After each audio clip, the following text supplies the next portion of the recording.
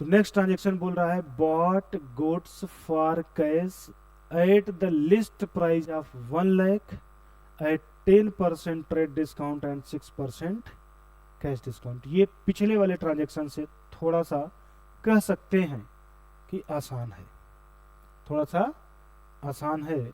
क्यों कह सकते हैं? क्योंकि यहां पर पूरा का पूरा परचेज किया गया गुड्स कैश में ही है। पूरा का पूरा क्या है? कैश परचेज है।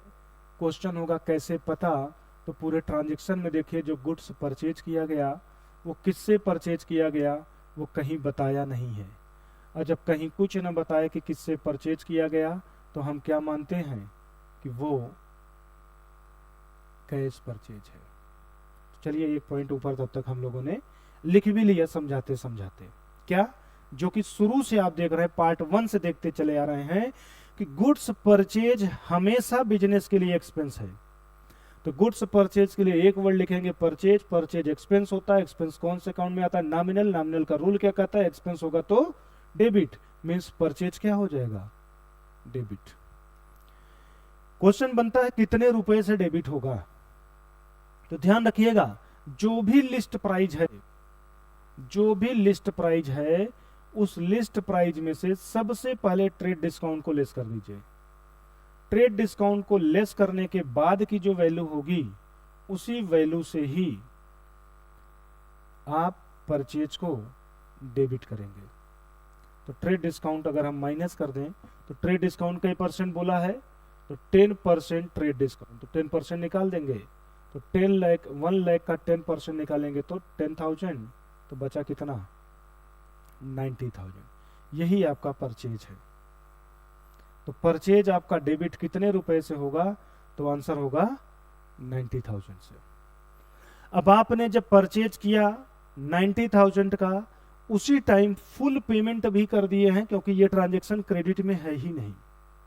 अगर ये कैश में परचेज है तो इसका मतलब आप 6% का कैश डिस्काउंट भी पाएंगे।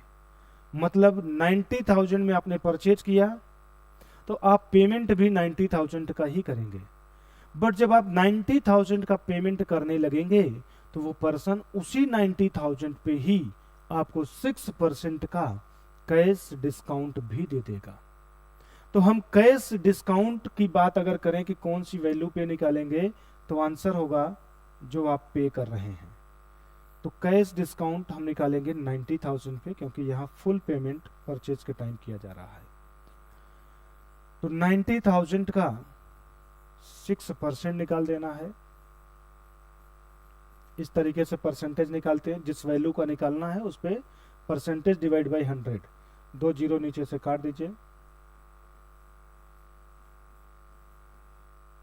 तो कैश डिस्काउंट की वैल्यू आ गई 5,400। इस 5,400 को यहां से कर दीजिए लेस। फिर जो वैल्यू बचेगी वही वैल्यू आप पे करेंगे। फाइनल पेमेंट आपको ये करना है। मतलब आप 90,000 का पेमेंट जब करने गए तो उसने आपको 6% का कैश डिस्काउंट दे दिया। मतलब उसने बोला 6% मत पे करिए। तो 6% की वैल्यू निकाल दी गई तो 5,400 आया। मतलब फाइनली पेमेंट कितना कर रहे हैं? तो 84,600 का पेमेंट कर रहे हैं। तो एंट्री अगर हम पास करें तो कैसे करेंगे? सोचिए, परचेज आपके लिए एक्सपेंस है, क्या होगा? तो आंसर होगा डेबिट होगा। तो परचेज अकाउंट डेबिट। क्वेश्चन बनता है कितने अमाउंट से परचेज को डेबिट करेंगे?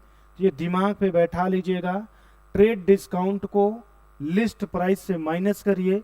माइनस करने के बाद जो वैल्यू आए उसी वैल्यू से हमेशा परचेज को डेबिट करना है।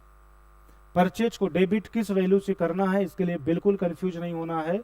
जो भी लिस्ट प्राइस है उस लिस्ट प्राइस से आपको सबसे पहले ट्रेड डिस्काउंट को लेस कर देना है। ट्रेड डिस्काउंट लेस करने के बाद जो वैल्यू बचे उसी वैल्यू से आप हमेशा परचेज को डेबिट कर दीजिए। तो परचेज 90,000 से डेबिट हो जाएगा।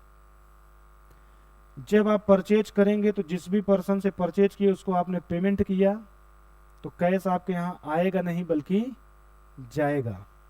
कैश आएगा नहीं बल्कि जाएगा।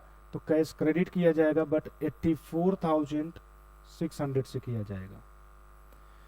84,600 से क्रेडिट किया जाएगा और कैश के साथ ही डिस्काउंट लिखा जाता है, ये आपको मैंने बताया था। तो आप यहां डिस्काउंट को क्रेडिट कर दीजिए। एंट्री आपकी पास हो गई। नरेशन हो जाएगा बीइंग, क्या खरीदे हैं, तो गुड्स परचेज्ड। किससे परचेज किए, देखिए यहां पर नाम नहीं पता है, तो फिर आपको लिखने की भी जरूरत नहीं है क्योंकि ये ट्रांजैक्शन कैश में परचेज है।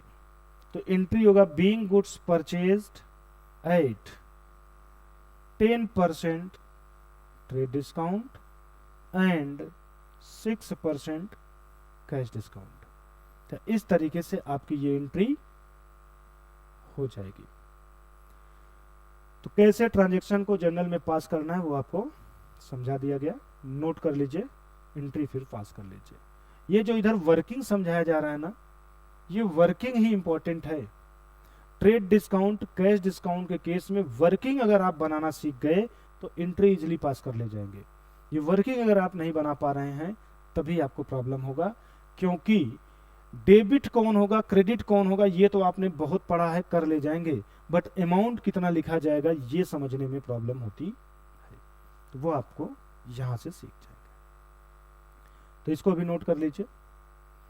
इसके आगे हम लोग और भी डिस्कस करेंगे कि ट्रेड डिस्काउंट और कैश डिस्काउंट से रिलेटेड किस टाइप के ट्रांजैक्शन और भी बन सकते हैं।